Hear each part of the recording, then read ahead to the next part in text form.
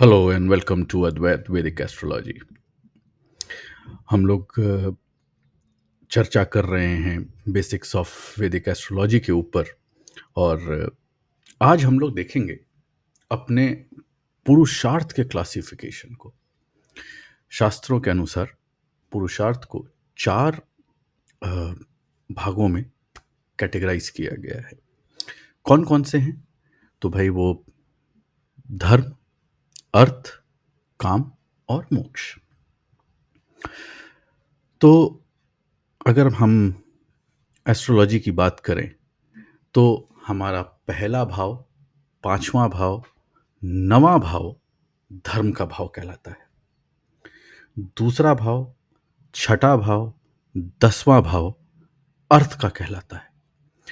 तीसरा भाव, सातवां भाव, 11वां भाव आपका काम या डिजायर का होता है। और चौथा, आठवां और 12वां भाव जो है आपका मोक्ष का भाव होता है। ठीक है, लेकिन ऐसा क्यों होता है ये समझना बहुत जरूरी है। तो एक एक करके एक एक त्रिकोण को हम लोग समझते हैं और इसी को कहते हैं ट्रिनिटी ऑफ हाउसेस। तो सबसे पहले हम लोग लेते हैं 1, 5 और 9 कि ये धर्म त्रिकोण क्यों कहलाते हैं। तो पहला भाव आपका खुद का है, आपकी खुद की समझ का, आपके खुद के एक्शंस का, आपके खुद के डिसीजंस का, आपके खुद के नेचर का, आपके खुद के एक्शंस का। यानी आप खुद को रिप्रेजेंट करते हैं अपने पहले भाव से। पांचवा भाव धर्म का क्यों कैटेगराइज किया गया? क्योंकि यहां से आपकी बुद्धि, इंटेलेक्ट, समझ, पूर्व पुण्य भाव, ये सारी चीजें जो है पंचम भाव से। और नवम भाव जो है वो लर्निंग का, यहां से आप अपनी higher learning, spiritual journey, religious journey, ठीक है, सही गलत समझने की जर्नी, ये सारी चीज़ें आप नवम भाव से देखते हैं। तो अब आप देखिए, जहाँ पे जब हम बात करते हैं धर्म की, तो यहाँ पे धर्म कोई रिलीजन को डिफाइन नहीं कर रहा है। यहाँ पे धर्म को डिफाइन कर रहा है सही और गलत को समझने की परखता। ये सही है, ये गलत है, राइचियसनेस, ये समझ कि हाँ ये नहीं करना है, ये करना है, ये समझ को धर्म बोला गया है यहाँ पे। तो ये कहाँ से आएगा? जब आपकी बुद्धि और आपकी पढ़ाई और आप खुद, ये तीनों ही अच्छे होंगे, तब आपको सही गलत की पहचान आपको मिलेगी। इसलिए जो है 1, 5, 9 भाव धर्म त्रिकोण या धर्म ट्रिनिटी के भाव होते हैं। अब बात करते हैं हम लोग दूसरे ट्रिनिटी की, यानी अर्थ त्रिकोण की। वो कौन सा है? दूसरा भाव, छठा भाव और 10वां भाव। दूसरा भाव किसका है? वेल्थ का है, सस्टेनेंस का है। यानी हमको अगर सस्टेन करना है तो वेल्थ चाहिए। अर्थ, अर्थ यहाँ पे है, अर्थशास्त्र वाला अर्थ है, यहाँ पे अर्थ मीनिंग वाला नहीं है। अर्थशास्त्र मतलब इकोनॉमी, इकोनॉमी मतलब वेल्थ। तो वेल्थ अक्यूमुलेशन का भाव हमारा दूसरा है। छठा भाव, छठा भाव जो है वो हार्ड वर्क का है, डिसिप्लिन का है।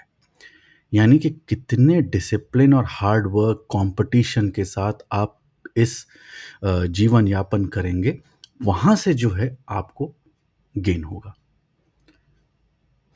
इसी तरह से तीसरा अर्थ त्रिकोण का भाव है आपका 10th। तो 10th तो आपके कर्म का ही है, तो कर्म करेंगे तो ही आपको पैसा मिलेगा। जब आप डिसिप्लिन रहेंगे और डिसिप्लिन में रह के काम करेंगे तो आपको गेन होगा। तो इसलिए 2, 6, 10 अर्थ त्रिकोण के भाव कहलाते हैं। तीसरा ट्रिनिटी आपका 3, 7, 11। तीसरा भाव कहलाता है फर्स्ट हाउस ऑफ डिजायर। और ये एक्शन का भी घर है, करेज का भी घर है, आपके कम्युनिकेशन का घर है, सिबलिंग्स का है, नेबरहुड्स का है। कहने का मतलब क्या है कि आपका जो डिजायर है, it is like how you want to act to fulfill your desire, how you want to interact and communicate to fulfill your desire. किस तरह का एक्शन और कितना एक्शन करेंगे आप कि आपके जो डिज़ायर्स हैं, आपकी जो इच्छाएँ हैं, वो पूर्ण हों। तो इच्छा को पूर्ण करने के लिए जो पहला एक्शन काम करने का जो भाव है, वो तीसरा भाव बनता है। सातवां भाव आपका जितना भी लव है, कंपेनियनशिप है, पार्टनरशिप है, दूसरों के साथ आपके गठबंधन हैं, बाकी सारी चीज़ें जो इसमें लेन-देन देखा जाता है, वो सब सातवां भाव। तो ये जो है काम, काम मीन्स डिज़ायर हियर। तो जिस भी तरह का आपका डिज़ायर है because of partnership with and communication and interaction either with your spouse और पार्टनर और whomsoever may be who is opposite to you, because self आप हो गए, सातवां आपसे ऑपोजिट हो गया। तो यहाँ पे वो डिज़ायर जो आप इच्छा पूरी करना चाहते हैं किसी और के साथ, वो आपका सातवां भाव। और 11वां क्या है? आपका कर्म भाव, यानी 10वें से दूसरा गेन, यानी जब आप एक्शन कर रहे हैं, काम कर रहे हैं, इंटरैक्ट करके दूसरों से अपने डिज़ायर्स को पूरी कर रहे हैं, तो आपको गेन क्या मिल रहा है? तो ये जो है जब आपको गेन मिलता है, प्रॉफ़िट होता है, ग्रोथ करते हैं, तब आपको डिज़ायर्स आपकी फुलफ़िल होती है। इसीलिए इच्छाएँ बहुत प्रबल हो जाती हैं अगर किसी का 11th हाउस थोड़ा-सा स्ट्रॉन्ग हो जाए या राहु आ जाए, तो कहते हैं कि अनलिमिटेड इच्छाएँ यहाँ पे क्रिएट हो जाती हैं। तो ये हो गया आपका तीसरा ट्रिनिटी 3, 7, 11। अब आते हैं फोर्थ ट्रिनिटी, चौथे ट्रिनिटी पे, चौथे त्रिकोण पे, वो है मोक्ष त्रिकोण। कौन-कौन सा? चौथा घर, 8वां घर और 12वां घर। चौथा घर हमको मालूम है हमारी क्लोज्ड फैमिली ग्रुप का है, नियरेस्ट फैमिली ग्रुप का है, पीस का है, मदर का है, ये सबको पता है। लेकिन मोक्ष से कैसे रिलेट हुआ ये? तो जब हम इस लेवल पे, इsoteric लेवल पे जब हम बात कर रहे हैं, तो यहाँ पे हम देखेंगे इनर पीस, मन की शांति,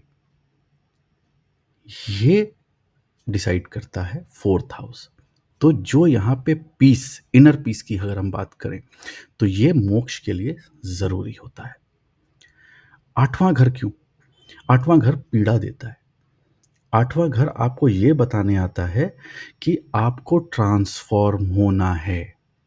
ट्रांसफ़ॉर्मेशन का है, स्पिरिचुअलिटी का है, डीप नॉलेज का है, अंधेरे का है। ठीक है? तो यहाँ पे अगर आप देखेंगे इनर पीस और ट्रांसफ़ॉर्मेशन, इन दोनों को जोड़ के देखिए। और तीसरा भाव 12वां। तो 12वां भाव क्या है? आपका, हम लोग कहते हैं लॉसेस का है, एक्सपेंडिचर का है, फॉरेन का है, आइसोलेशन का है, साथ में सैक्रिफाइस, क्योंकि ये सारी चीज़ें अगर छूट रही हैं तो आप कहीं ना कहीं सैक्रिफाइस कर रहे हैं। जब आप दूसरों के लिए काम करते हैं तो वो सैक्रिफाइस आप कर रहे हैं, आप मन से दूसरों के लिए डेडिकेटेड है। तो ये भाव जो है सैक्रिफाइस का है। तो मोक्ष के लिए क्या चाहिए? आपको मन की शांति चाहिए, ट्रांसफॉर्मेशन चाहिए और सैक्रिफाइस, निस्वार्थ सेवा भाव चाहिए। तब आप ये 3 ट्रिनिटी को एक साथ मिला करके देखेंगे तो ये मोक्ष के भाव बनते हैं। उम्मीद करता हूँ आपको ये अच्छा लगा होगा कि ये धर्म, अर्थ, काम और मोक्ष, ये क्यों और किस लिए इन भावों को दिया गया है नॉमेनक्लेचर एंड क्लासिफिकेशन। फिर मिलेंगे, तब तक के लिए धन्यवाद। लाइक शेयर करना मत भूलिए। कुछ कमेंट करना चाहते हैं, कुछ और बातें आप शेयर करके हमसे बात करना चाहते हैं तो प्लीज़ करिए। Thank you.